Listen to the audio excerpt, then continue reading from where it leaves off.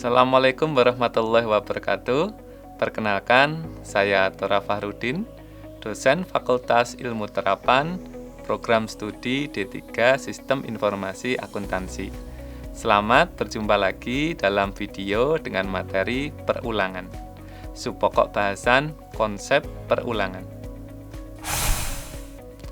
Sebelum kita masuk pada contoh perulangan, kita harus mengenal dulu apa yang disebut dengan perulangan. Definisi perulangan yaitu suatu proses mengulang-ulang eksekusi blok kode tanpa henti selama kondisi yang dijadikan acuan terpenuhi. Dalam bahasa teknisnya disebut dengan looping. Lalu, pertanyaan berikutnya, kenapa harus ada fasilitas perulangan? Ada yang tahu?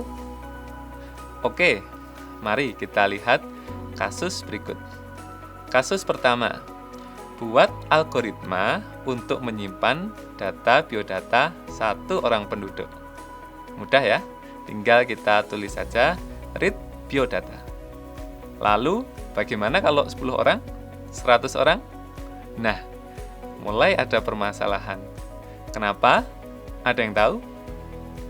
Ya, kita akan menuliskan kode program read biodata berulang sebanyak 10 dan 100 kali. Akan sangat tidak efektif. Sekarang, kita lihat dulu contoh dari implementasi perulangan. Diminta suatu algoritma untuk menampilkan angka 1 sampai dengan angka 5. Jika tidak menggunakan perulangan, maka kita akan menuliskan kode program write i sebanyak 5 kali.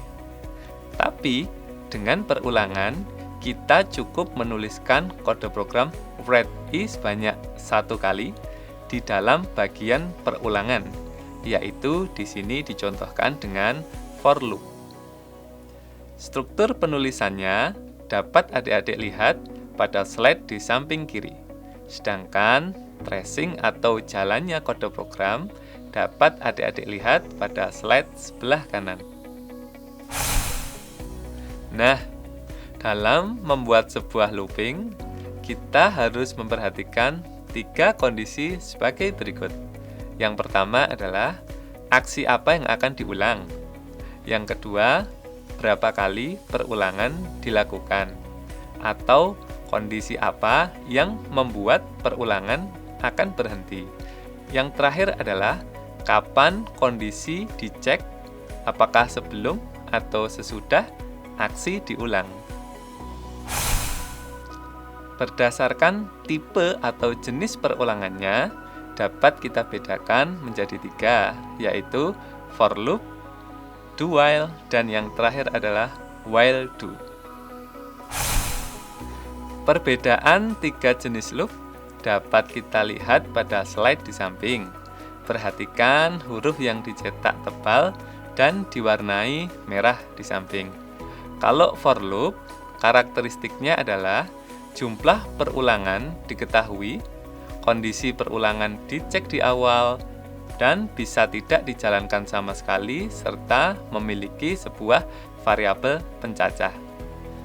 Kalau do while, karakteristiknya adalah kondisi berhenti diketahui, kondisi perulangan dicek di akhir, serta minimal dijalankan sekali. Dan yang terakhir adalah while do, yang mempunyai karakteristik kondisi perulangan diketahui, kondisi perulangan dicek di awal, serta dapat tidak dijalankan sama sekali. Perbedaan contoh implementasi 3 jenis loop dapat kita lihat pada slide di samping, yaitu untuk perulangan for mewajibkan untuk minum gelas sebanyak 4 kali. Sedangkan kalau do while minimal minum 1 kali dulu, baru kemudian dicek apakah masih haus. Kalau masih, maka minum lagi. Sedangkan kalau while do, dicek dulu apakah haus atau tidak. Kalau tidak haus, maka tidak perlu minum. Demikian materi kita kali ini. Sampai jumpa lagi dalam pertemuan selanjutnya.